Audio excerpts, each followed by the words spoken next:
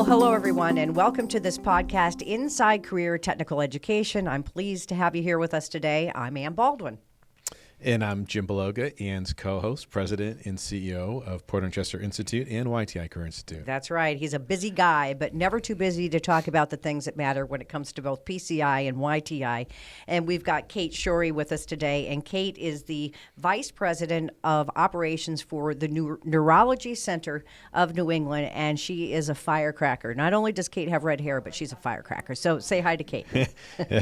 Welcome, Kate. I'm excited. So Kate, I'm excited to be here. Yeah, Thanks. It's great. And we were just down visiting your facility in Foxborough not that long ago. Talk a little bit about what you do there. And I know that your business and your footprint has really expanded very quickly. Yes. So I oversee a practice of 10 providers, 30 employees. We have 5 MDs, 2 NPs, 3 physical therapists. We have an infusion and research clinic here. And along with our medical assistants and front staff, we have a large range of employees here as the practice keeps on growing and growing. Wow, that's impressive. So maybe talk a little bit about the practice and why is it growing, and is there any part of sort of medical marijuana involved in the process? Medicinal. Oh, definitely. So Dr. Salvatore Napoli, he owns this practice, and he actually certifies patients for medical marijuana. So in the neurology area, we have your oral medications, your injectable, and your infusion medications. And sometimes patients that we've gone through research programs and just kind of figuring out the need outside of the pharma industry for treatments and care for the patients. So we've now done some research into medical marijuana, and we're certifying patients here and advising them to try different approaches to their treatment plan. Right. And one of the things that I noticed about Neurology Center of New England, and, both your doctor and Kate spoke to this, is it really is more of a personalized one-stop care facility. There's all these big boxes, and we know access is getting harder and harder, but just their practiced attitude towards one-on-one patient care, I was very, very impressed. It was just unbelievable.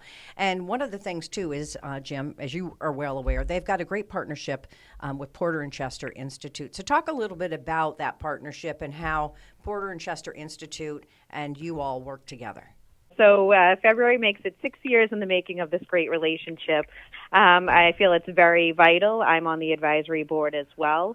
So I can actually give the feedback of all the changes that are happening in medical and, let them know the electronic medical records, to show what changes that are happening, which most healthcare facilities are using, the portals, the referrals, and the prior authorizations, where we can actually bring that real-life scenario back to the schools, and they can educate their students and incorporate that into learning process, so that when they do come to our office for externship, they're a little bit more prepared.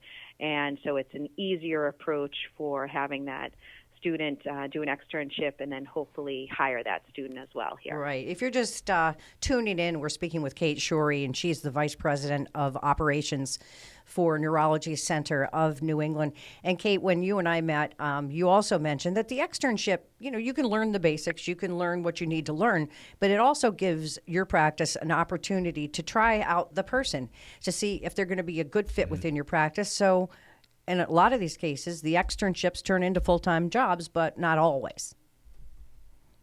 Yes, that is true. So when they start the process here of their externship, we get to see how they interact with the students, how they interact with the patients, and you kind of get a feel to see if it's really what they're interested in, where their heart is truly. In medical, you can have all different disease states and all different departments: internal medicine, rheumatology, gastro, neurology. And neurology is a unique disease state where you really have to have the patience, and for the students to come here and extern, they see that piece of it, and it's surprising to see that the students that really want to go into neurology after having an externship here, it's one of the parts that makes it exciting to see someone that is leaving Porter and Chester and really go into, what they truly love and what they went to school for.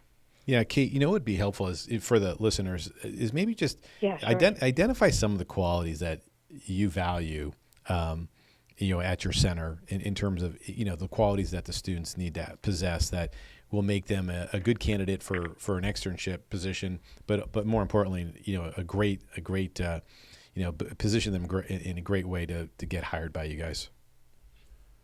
So the students would have to have patience. They would have to have that customer service base. We deal with a lot of Alzheimer's patients here. Mm-hmm. So you need to kind of have that understanding when things are difficult for patients to comprehend, and they just need that little bit of extra time. We also have our migraine patients here as well, that if they're coming in and not feeling well, and to kind of have that compassion and understanding that it's not about the students or the employees, it's actually about the patients. And right. Even though they might be upsetting that the students, by having the externship and, learning at Porter and Chester, to kind of have that soft approach right. to these patients. The bedside manner, which is also a component of it. The bedside manner. And I know with the infusion center, you're currently expanding in your current facility, and they're making that and they're renovating that to make it a nice, because when you have an infusion, you can sit there for hours and hours on a regular basis. So to give people that relaxing atmosphere and to have people around you that make you feel more relaxed, I mean, that's half the battle. Mm-hmm. And the other thing I want you to talk about, Kate, is the investment that Neurology Center of New England also puts into the externs and eventually the employees. You do a lot. Mm-hmm. Yes, we also have scholarships here for the students and employees and continuing education. We want to actually elevate the employees here. Again, I was a medical assistant. I moved to office manager, VP of operation. We've had other medical assistants that moved into research roles. We've had other medical assistants that moved into Botox Dysport coordinator roles. So we definitely want to grow the employees here and elevate them within. So for our listeners, what advice would you give them if they wanted to consider pursuing, a career as a medical assistant? I would say that they should definitely do that. With medical assistant, there are so many other opportunities and avenues where you just don't have to have direct patient care, seeing a patient in an office visit. They are offering medical assistants working in hospitals. The insurance companies are starting to hire medical assistants to do over-the-phone triaging. There are workers' comp.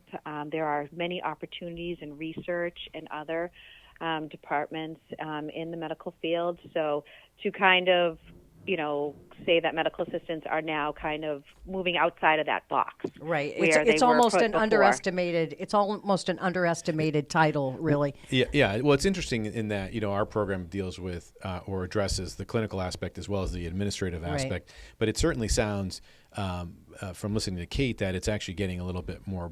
The administrative side is getting a little bit more extended into other things like research and other sort of patient-centric opportunities, maybe not directly dealing with the patient, but interacting with them through technology. Right, and with the workplace shortage and the shortage of healthcare workers, this is an opportunity. This is an opportunity for someone to enter this field to really take it to the next step quickly, probably, because, if you're eager to learn and you've got the knowledge, they'll continue to teach you, and then I think the sky's the limit. So hopefully people got that out of this podcast. I really hope so. I think the message is very strong, and we appreciate, I'm sure Jim appreciates it, and we have to say thanks to Andy Cerrone, who started this relationship 6 years ago. So thank you so much, Kate, for being with us, and continued success. Thank you for having me. And of course, we couldn't do this without you, our viewers. Thanks for tuning in to this edition of Inside Career Technical Education. We'll see you next time.